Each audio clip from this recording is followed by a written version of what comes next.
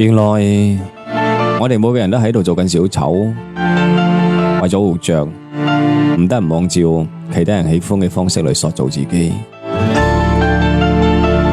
直到某一日，我哋先發現，再都揾唔返自己原來嘅樣子。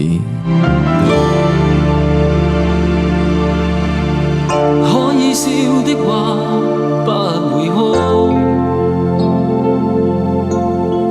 可找到知己哪會孤獨，偏偏我永沒有遇上，問我一廂情願的風霜怎可結束。